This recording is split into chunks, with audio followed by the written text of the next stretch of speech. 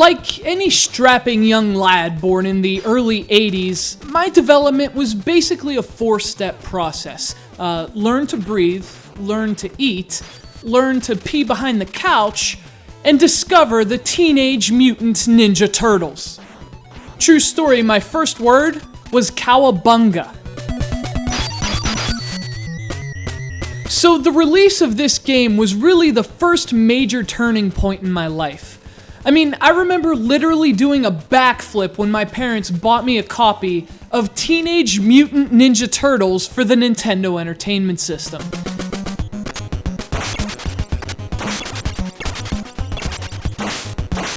This was gonna be the game, you know? This game was supposed to keep me busy at least until the Berlin Wall fell down.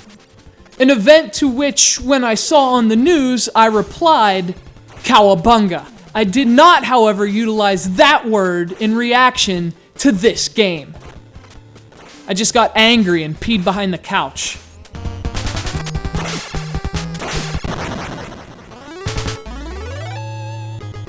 In fact, I think a lot of us did back then, but because we obviously couldn't buy our own video games, we played it anyway.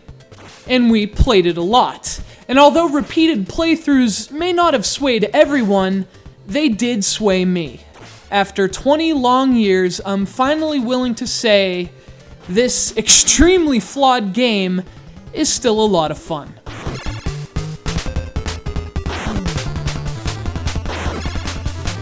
Now, this version of TMNT was an all-new, all-original game developed by Konami, or Ultra, depending on your familiarity with the company's history. And unlike the great arcade game, this game offers a very different spin on the franchise. Perhaps the most notable difference is that Konami ignored almost every character from the comics and cartoons, and instead created a world populated by random and completely unrelated enemies.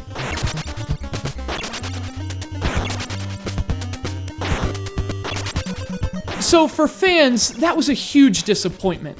I mean, sure, it did have Shredder and a few of his henchmen, but for the most part, you had to fight totally arbitrary foes.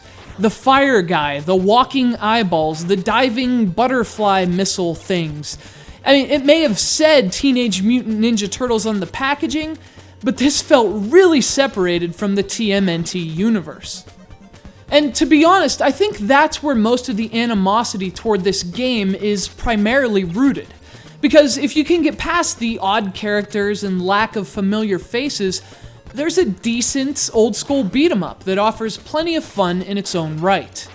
The obvious hook with this TMNT game is that it lets you switch between any of the 4 turtles on the fly.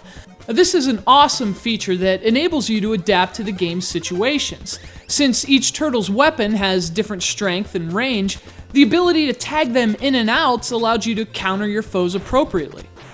Not to mention manage your health, which you'll definitely need to do. Another fantastic aspect of TMNT was its gameplay variety. This was released during a time in which most games played from one perspective, but TMNT was literally all over the map. Now, the bulk of the experience was side-scrolling action platforming, but there were also overhead segments, there were driving segments, and of course there was that infamously difficult swimming segment. A segment which, by the way, I just dominated. Like I said, I played this a lot.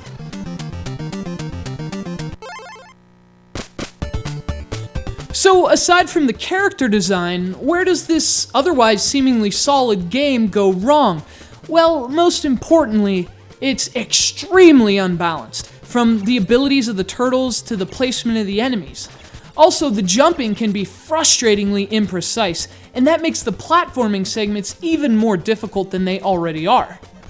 As if this wasn't already one of the most difficult NES games you'll play.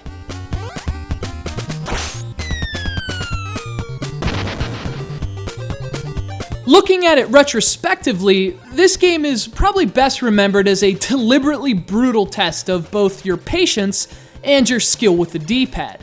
It's got way too many design flaws to be as outstanding as TMNT 2, the arcade game, and its subsequent sequels, but these sewers are definitely worth visiting.